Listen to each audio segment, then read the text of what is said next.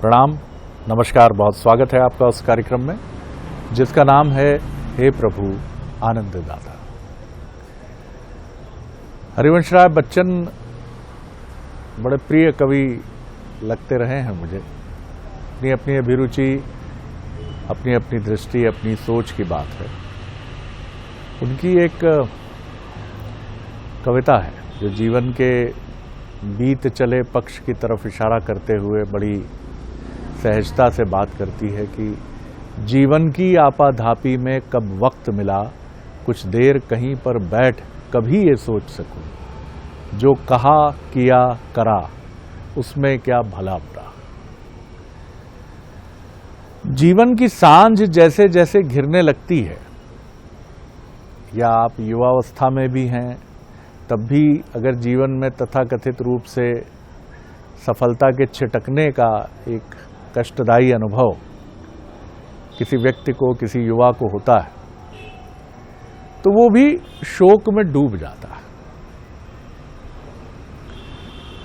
और जैसे जैसे जीवन की सांझ गिरती है तो मोह भी घिरने लगता है। मोह की बदलियां भी घटाटोप अंधकार सा कर देती हैं जीवन में।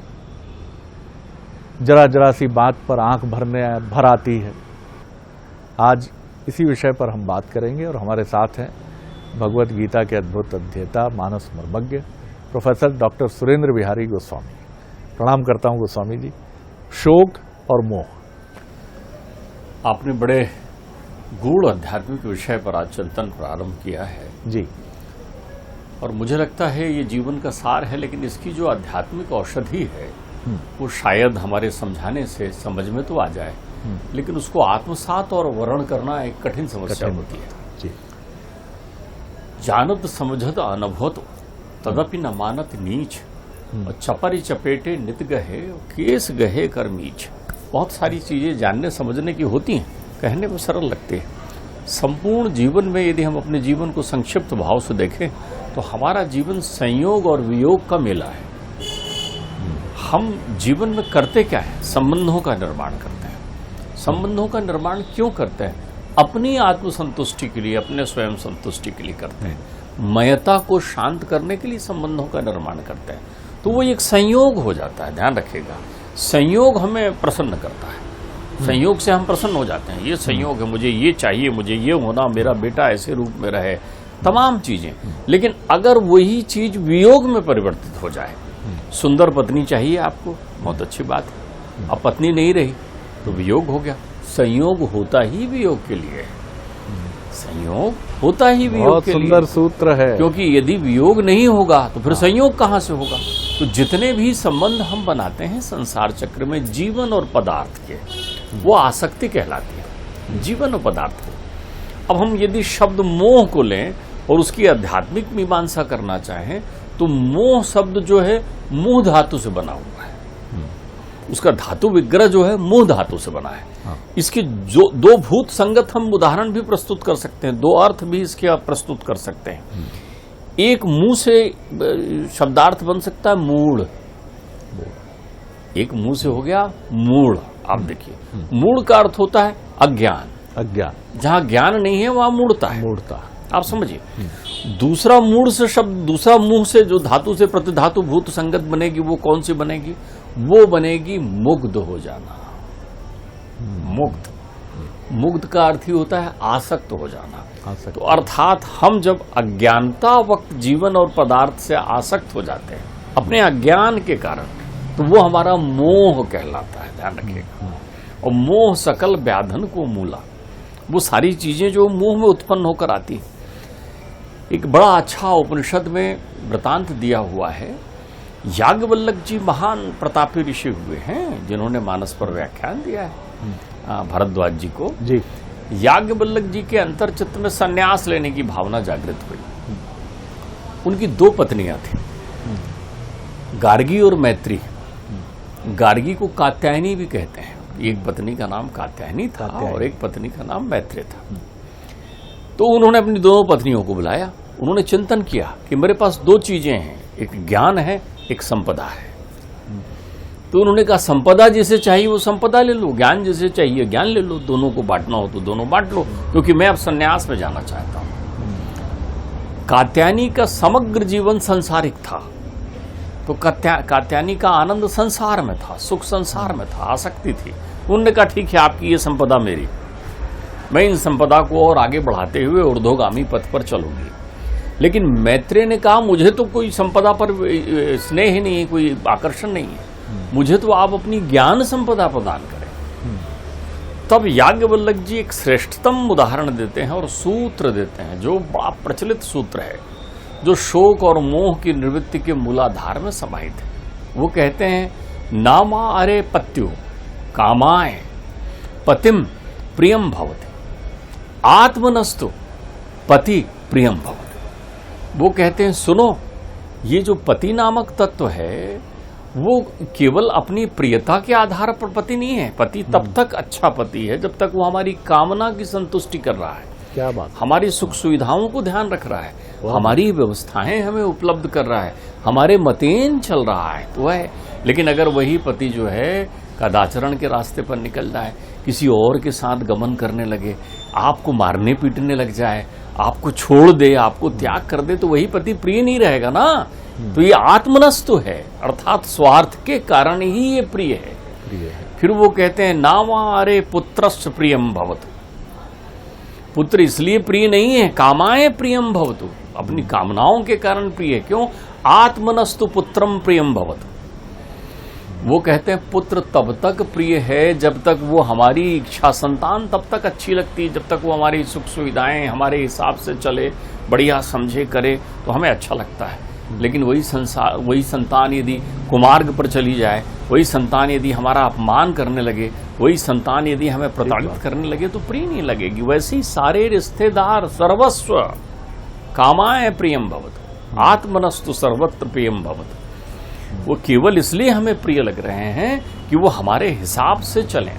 तो हमारे अंतर्चित्त में जितनी भी आसक्तियां हैं शरद जी, वो आसक्तियां जो मोह के स्वरूप में हमारे पास है वो संयोग के लिए है। जिस पल वियोग की किसी स्थिति का सामना हमें करना पड़ता है उसी पल हम शोकानुभूति करने लगते हैं।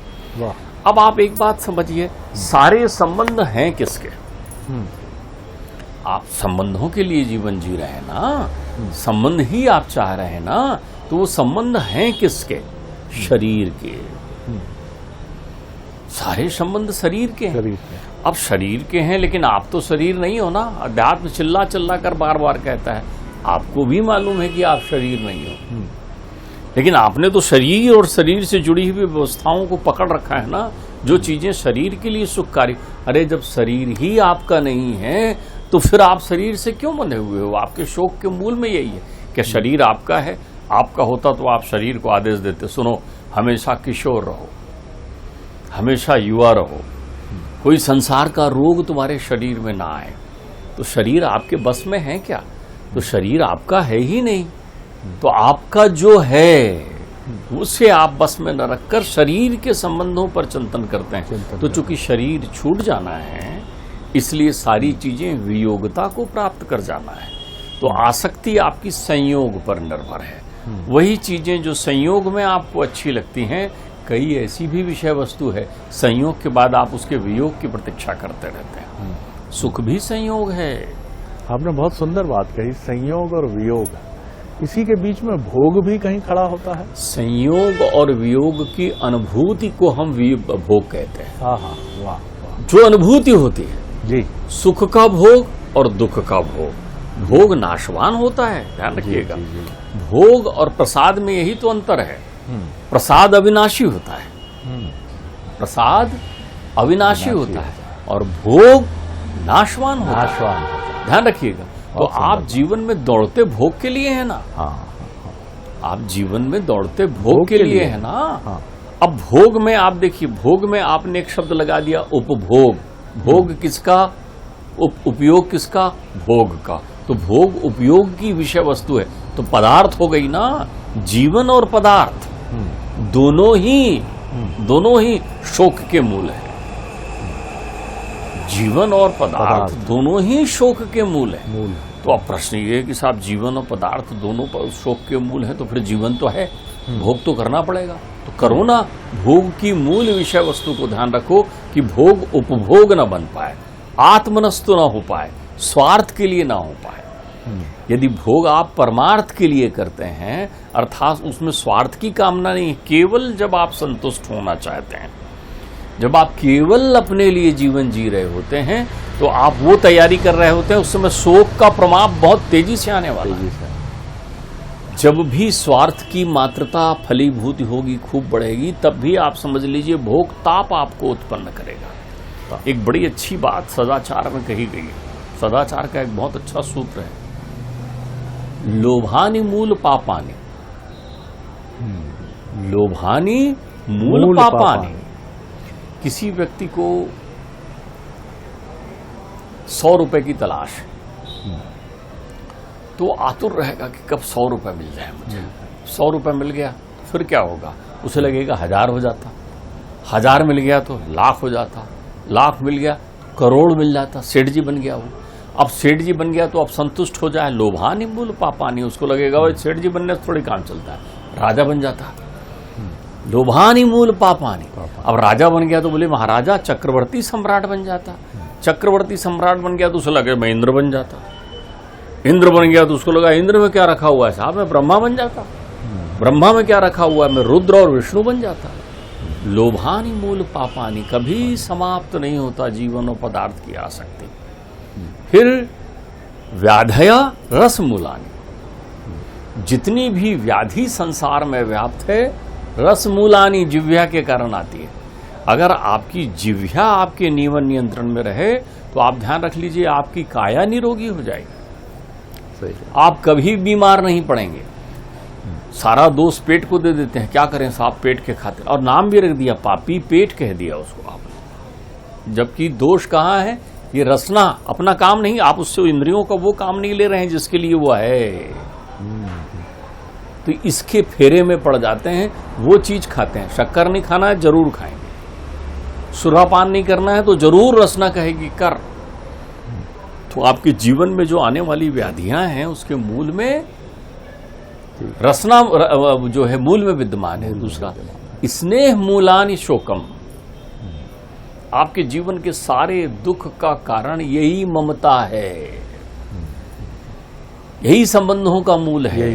पुत्र प्रिय लग रहा है, पत्नी प्रिय लग रही है, मित्र प्रिय लग रहे हैं, समाज प्रिय लग रहा है, जब तक वो मेरे हिसाब से है तो शोक तो है ही नहीं ना, उसकी तो निवृत्ति मूलता है।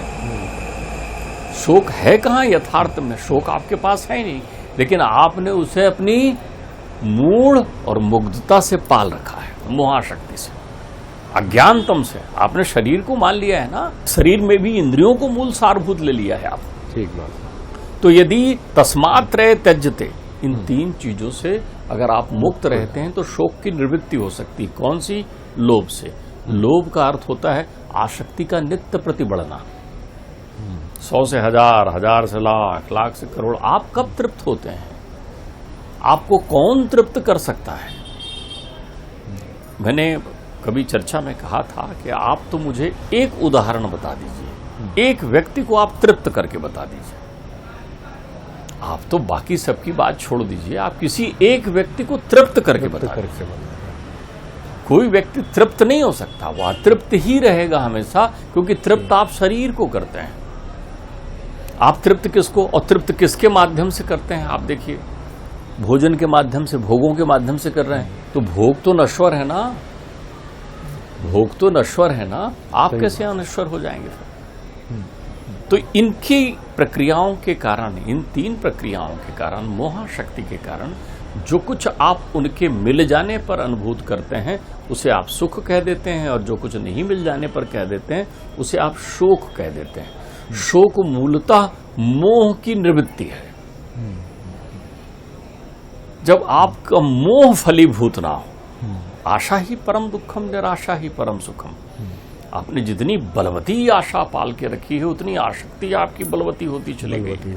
तो जितनी बलवती आसक्ति आपके पास रहेगी उतना शोक का माध्यम बहुत अति विचित्र आने वाला है आपके जीवन में। तो जब भी आपको कोई बहुत प्रिय लगने लगे तब आप समझ लेना आप संकट में हैं।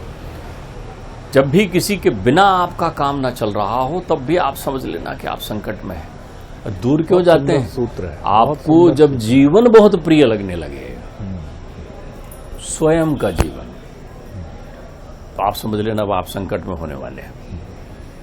आपने जहां जहां आसक्ति पाली वहां वहां शोक आपको आ गया। शोक कुछ नहीं है, वियोग शोक है, संयोग मोह है। संयोग संबंधों के आधार पर बना हुआ है, संबंधों की तृप्ति ही मोहासक्ति है। तो आप केवल संबंध कमाते हैं, शरीर के संबंधों पर चलते हैं, और चूंकि शरीर नाशवान है, शरीर का वियोग हो जाता है, इसलिए आप शोकग्रस्त होते हैं। तो मूलतः शोक होता थोड़ी है, शोक है मोह का अभाव। बिल्कुल ठीक बात है। तो जहां मोह की निवृत्ति हो गई वहां आप शोकग्रस्त हो गए। आपको लगा ये शोक है, बल्कि मैं तो ये कहता हूं, इसलिए हमारे यहाँ श्मशान वैराग्य की प्रक्रियाएं बनाई गई है। शोकाकुल बहुत तेरे लोग अपने जीवन को सृजनशील बनाकर चले गए। कहते हैं ना, एक ठोकर लगी और जाग गए। एक ठोकर लगी और जाग गए। आपको ठोकर आई आपके जीवन में और आप जागृत हो गए, और एक ठोकर लगी। बहुत सारे लोग कहते हैं अरे करने दो, देखना एक दिन ऐसी ठोकर लगेगी कि समझ में आ जाएगा। ये ठोकर क्या है? ये ठोकर है वियोग का चरम। वियोग का चरम आपको क्या बना देगा? वैरागी बना देगा। आप देखिए गीता का संपूर्ण श्लोक पूरा हो, गीता ज्ञान हो गया। गीता ज्ञान प्राप्त करने के बाद अर्जुन क्या कहते हैं? मम मोहात नश्यस्य, वाह, मेरा मोह नष्ट हो गया, स्मृति लब्धे। अब मुझे वो स्मृति, वो ज्ञान प्राप्त हो गया जो वास्तव में संसार का सत्य है। जब तक आप मूढ़ हैं तब तक आप शोकग्रस्त हैं, जब तक आप मुग्ध हैं तब तक आप शोकग्रस्त हैं। तो मूढ़ता और मुग्धता से मुक्त होना है आपके जीवन को, अज्ञानता से मुक्त होना है। तो आपने कहा साहब अज्ञानता की कोई बड़ी कहानी होगी। कहानी इतनी बड़ी थोड़ी, छोटी सी कहानी है भाई। नश्वर संसार में आप आए हुए हो, नश्वर काया है, तो आप कहोगे साहब आप तो हमें बैरागी बना रहे हो, फिर मैं अपने परिवार के साथ जो है आनंद से कैसे रहूं? किसने आपको मना किया है? संसार में आप आए ही हैं संसार को भोगने के लिए, लेकिन भोगने का अर्थ मूढ़ता नहीं है। ये जानना है कि ये जो संबंध मेरे हैं, जहां संयोग मिले आपको, आप समझ लीजिए वियोग होगा। दुनिया में कितना दुख है, मेरा दुख कितना कम है। लेकिन क्या तुलना करके ही दुख को कम किया जाए? या जो ज्ञान है जो अर्जुन को मिला, अब कृष्ण तो नहीं आ सकते इस धरती पर, तो अपने ही कृष्ण को प्रकट करना है हमें। जैसे आप अग्नि को प्रकट करते हैं भोजन करते समय और पूजा अर्चना के समय, जिस तरह से आप अग्नि का आवाहन करते हैं, चाहे माचिस की तीली हो या जिस भी प्रक्रिया में आप करते हैं, इसी तरह से प्रगटीकरण अर्जुन का, कृष्ण का आपके भीतर ही होगा। गोस्वामी देखें, इसमें मैंने आपसे इस चर्चा को प्रारंभ करते समय कहा था कि ये कहने में सरल है, करने में कठिन है। एक बड़े सज्जन पुरुष का सत्संग जो है एक पौराणिक व्यक्तित्व से होने लगा। वो बड़े विद्वान थे, सुभट विद्वान, ज्ञान के सागर थे, जीवन के चक्र को समझाते थे। उनके इकलौते पुत्र का देहावसान हो गया। वो बहुत व्यथित हुए। जब वो बहुत व्यथित हुए तो उन्होंने समझाया कि संसार में मृत्यु तो शाश्वत है, प्रत्येक व्यक्ति के जीवन में आना है। उतने ही समय का जीवन है जितने पल की सांसें हैं, और सांसें उतनी पल की जितने पल परमेश्वर ने सुनिश्चित किया है। उनकी बातों से उनको बड़ा सांत्वना मिली और वो बड़े सहज हो गए, अपने इस दुख को विस्मृत करने का प्रयत्न करने लगे। संयोग से उन सज्जन के यहाँ, उन पौराणिक व्यक्तित्व के यहाँ 5-7 संतानों में से सबसे छोटी संतान एक कन्या नहीं रही। बड़ा प्रेम करते थे उस कन्या से। वो भारी दुखी हो गए जब वो आना बंद कर दिया। मालूम चला तो वो इनके यहाँ पहुंचे। उन्होंने कहा ओ हो, ये तो संसार चक्र है, मृत्यु तो आती जाती है, आपने ही तो मुझे बताया था। कहाँ आप इस वियोग में लग गए हैं, संयोग में लग गए हैं? उन्होंने कहा सुनो भाई, वो संतान तुम्हारी थी, इकलौती थी, लेकिन ये संतान मेरी है। मैं इससे विरक्त नहीं हो पा रहा हूं। बहुत सारी चीजें कहने में सरल लगती हैं, लेकिन अगर जीवन की इस पहली को सहजता से समझ लें तो आप ध्यान रखिए, शोक होता ही नहीं है। मोह जिस पल समाप्त होता है उस शून्यता को हम शोक कहने लगते हैं। जिस पल संयोग समाप्त होता है और वियोग जागृत होता है उस पल को हम मोह की निवृत्ति कहने लगते हैं।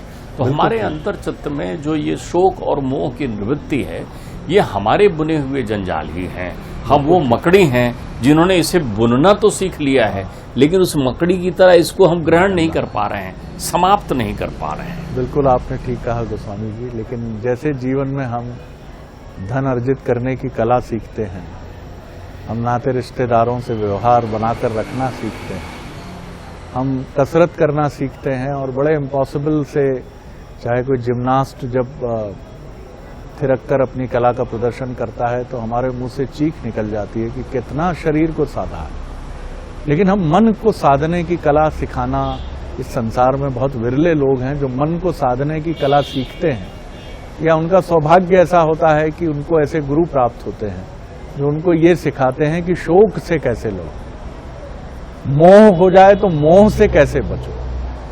इस तरह के विश्वविद्यालय शायद कभी हमारी प्रक्रिया में रहे, सनातन परंपरा में नालंदा और तक्षशिला, सांदीपनी, जहां गुरु पढ़ाई के साथ ये भी बताते थे कि कृष्ण और सुदामा तुम्हारा ये संयोग है तो फिर वियोग भी होगा। गोस्वामी देखिए, मैं आपको बताऊं, आपने एक अच्छी बात कह दी, विश्वविद्यालय शब्द का प्रयोग किया तो आनंद आ गया।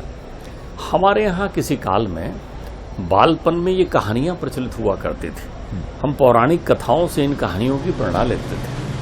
आप जिनका बार बार उदाहरण करते हैं कि गीता गीता पढ़ो, गीता की कसम खाओ, गीता पर जिस दिन आपने गीता पढ़ लिया आप शोक निवृत्त हो जाएंगे, क्योंकि गीता एक बार पढ़ेंगे तो थोड़ी आपको क्लिष्ट लगेगी। जिस पल आपने मानस पढ़ लिया उस पल आपकी मोह निवृत्ति हो जाएगी, आप मानस रोगों को समझ जाएंगे। देखिए, इस संसार में एक ही भंवर चक्र है जो हमें उलझा कर रखती है। वो भंवर चक्र मोह माया और शोक का ही है। ध्यान रखिए, शोक के घनत्व से जब हम मुक्त नहीं हो पाते तो वो चिंता की अग्नि बन जाती है। बिल्कुल सही। वो अपनी तीसरे साथी को बुलाती है। जैसे ब्लड प्रेशर जिसको हो जाए तो शुगर आएगा, शुगर आए तो फिर हार्ट का पेशेंट वो हो जाएगा। वैसे ही ध्यान रख लीजिएगा कि जब आपके पास मोह आ गया तो फिर वो शोक को आमंत्रित करे। लेकिन आपने और हमने जीवन में ये भी देखा है कि यही मनुष्य जब शोक में उलझता है तो उसका सखा और मित्र कोई नहीं होता, वही ढूंढ लेता है कोई ना कोई रास्ता, कोई ना कोई मार्ग वही ढूंढ लेता है। अब दुर्भाग्य ये है कि हम में से कोई भी शोक के क्षणों को सोचना नहीं चाहता। अगर मुंह से निकल जाता है कि ये प्रियजन एक दिन नहीं रहेंगे, अरे राम राम राम राम, ऐसा मत कहो भैया, संध्या का समय है, वह कही गई बात सत्य हो जाती है। सत्य तो होगी ही, किसी न किसी दिन तो वो घटेगा। हम में से कौन है जिसने अपने माता पिता को नहीं खोया है? कौन है जिसने अपने प्रियजन को नहीं खोया है? और इस बातचीत के सिरे इतने हैं कि समय पूरा हो गया है, लेकिन हम बार बार अटक रहे हैं। जी नहीं, मैं आप आज बड़ा अच्छा प्रतिप्रश्न और प्रतिचिंतन उत्पन्न कर रहे हैं, बहुत आनंद आ रहा है शरद जी। आप एक बात ध्यान रखिए, मोह और शोक की प्रक्रिया में एक सबसे बड़ी अद्भुत घटना क्या है मालूम आपको? ये जल्दी विस्मृत हो जाता है, क्योंकि ये स्मृत नहीं है ना, ये ज्ञान नहीं है ना। अब आप इसकी बात समझिए, जिस पत्नी के जाने पर ऐसा तड़प कर रोता हुआ आदमी मिलेगा, अब आप महीना भर बाद उसके घर जाइए तो मालूम चलेगी कि वो दूसरी शादी करके घर में ले आया हुआ है। जिसके जीवन में अनंत कष्ट आए थे, तड़प के रो रहा था, पुत्र शोक था और दुनिया के शोक थे और आसक्ति थी, आप उससे कुछ दिनों बाद मिले। विस्मृत होना जो है वो मोह का परम लक्षण है, और स्मृति आ जाना जो है वो ज्ञान की प्राप्ति। इससे वो ज्ञान की बढ़िया कोई बिंदु, प्रस्थान बिंदु इस बातचीत का नहीं हो सकता था कि स्मृति का आना मुक्त हो जाना है और विस्मृति का आना मोह में डूब जाना है। तो देखिए हम क्या कर रहे हैं, हम उपचार किससे कर रहे हैं? मोह से उपचार कर रहे हैं। मोह का भार्या चली गई तो दूसरी, मैं नहीं कह रहा हूं सर कुछ गलत कर रहा है समाज, सबका अपना विचार है, दृष्टि है, अच्छे से जीने का अधिकार है, लेकिन मोह का उपचार मोह से दूसरी भार्या या तीसरी भार्या, माफ कीजिएगा कोई अन्यथा मत लीजिए, लेकिन इसका अंत कहां है? क्या ये सब कुछ सब साथ जाएंगे? कितना भी युवा साथी क्यों ना हो, तो बेहतर यही है कि स्मृति से उपचार हो, विस्मृति से ना हो, क्योंकि विस्मृति मोह का ही पर्याय है और मोह ही विस्मृति है और स्मृति मुक्ति है। वो आपको मुक्त करती है इन तमाम पीड़ाओं से, और उद्देश्य तो यही है कि हम इस पीड़ा से मुक्त हों। आनंद आ गया गोस्वामी जी इस चर्चा में, और ये अंतिम बिंदु तो बहुत ही, अगले एपिसोड में एक और विषय लेकर फिर उपस्थित होंगे। प्रणाम, नमस्कार।